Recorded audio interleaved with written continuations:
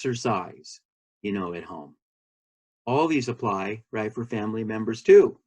My wife is teaching yoga online. So many classes, so many things we can access from wherever, right? The home, the car. I'm imagining, right, if I asked each one of you, we would come up with a giant list. There's tons of things that we can still be doing. Right? Time to work on us, right? This needs to happen. And how do we work on us? What happens, when I'm dealing with the stress of the world, right? We need to address that. How do we do it? I said earlier, talking about it, so valuable. Journaling it out. Sometimes we're afraid, like Pandora's box. If I get into my feelings, I'll never be able to stuff them back in the box. And I don't want to look at it like that. I want to look at it like I'm going to power through those feelings, not jam them back in a box. So when I'm sad and when I'm angry, it's very appropriate to yell it out. There's something called the empty chair where we imagine, say it's someone that we're angry with. We imagine them in the chair. We say what we need to say. Hey, I can't believe you did that. Why would you say that to me? Whatever it is that we may be getting stuck inside. Now, we're not hurting the person, right? We're not saying anything bad to them. They're not there. But this is an opportunity to be real, to let it all flow out. Modeling, I don't have to stuff these thoughts and feelings. And then after that, right, people will say, whoo, oh, that was cathartic. I got it out. Now what am I going to do with it? Well, okay. Sometimes we can say, everything I just said was true. And I want to tell it to that person. But it's probably not going to go so well, right, if I do that. Well, maybe we take some kernels of truth out of that and we say, you know what? There is something I want to talk about with my significant other, right? Or a friend or a neighbor or whatever it is. And then we can write about what's the best way to do that. That's the neat thing about just talking it out or writing it out. We don't have to send it. We don't have to send it, to them immediately. We get to take that time and reflect and then address it. Journaling. When you get your anger out or sadness or whatever it is, so many people will say, but Stuart, I'm afraid what's going to happen with that. And I say, you know what? Rip it up. Shred it, burn it.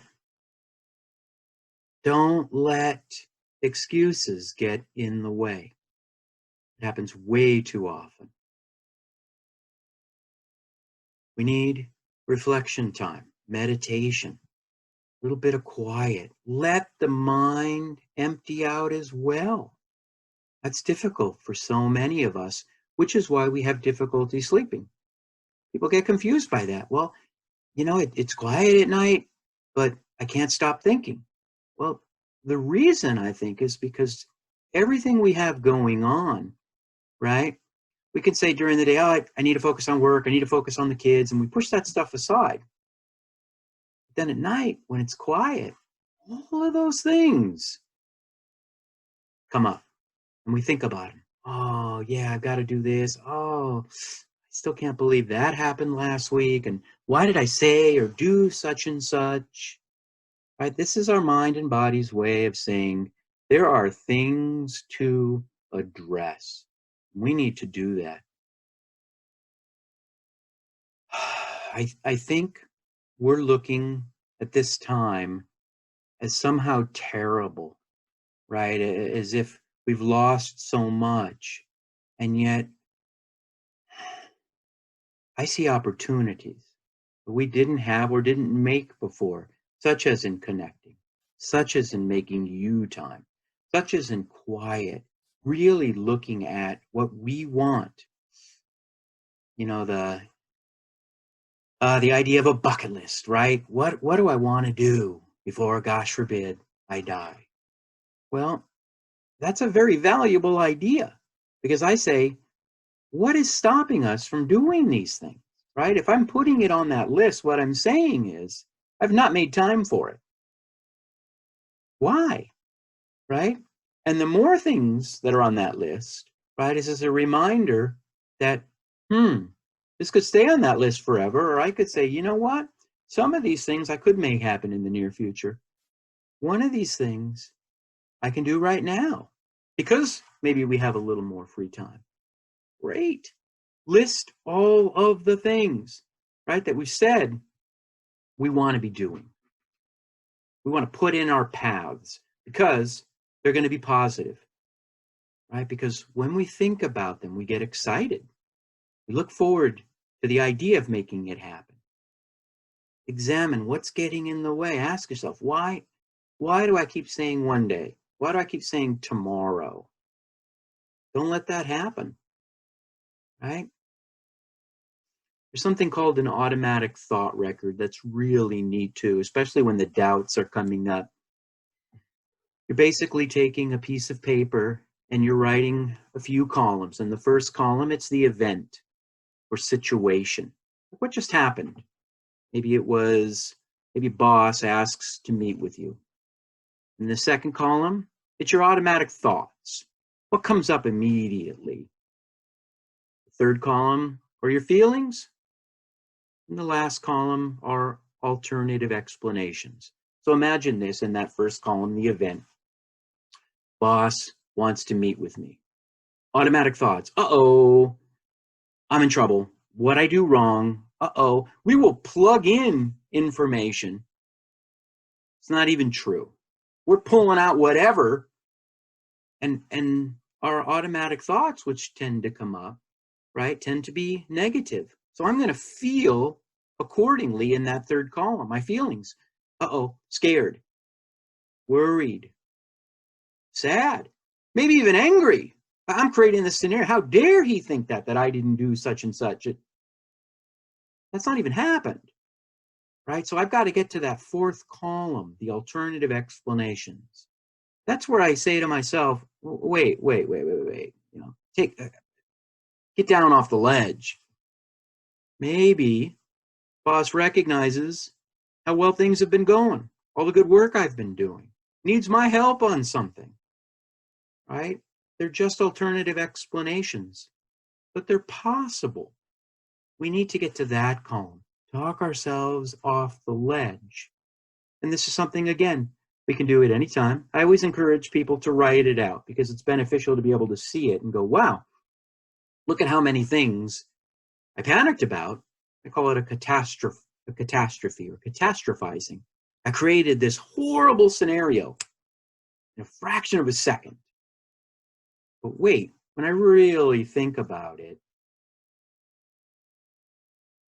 probably not the case, right? And I can talk myself off the ledge.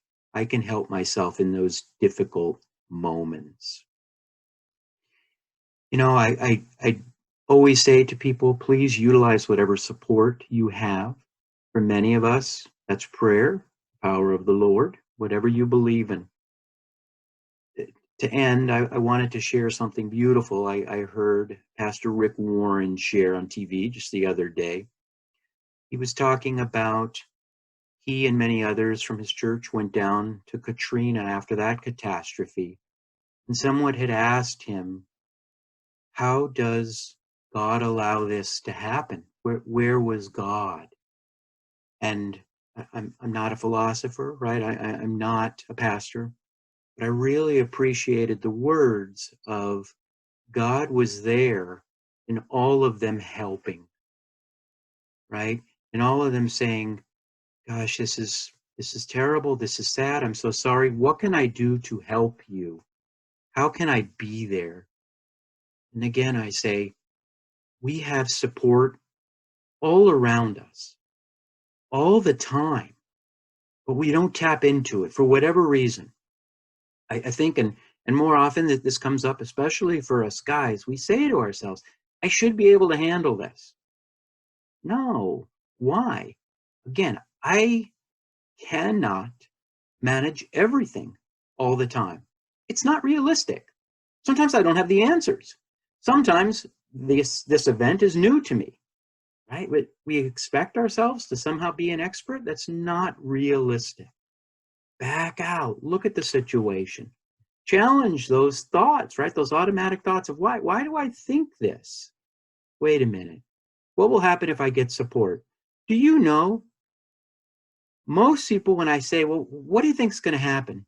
They'll say, I'm going to be a burden to someone else. I call that the B word. I'm going to burden somebody if I reach out and I ask for help. And I say, well, wait a minute.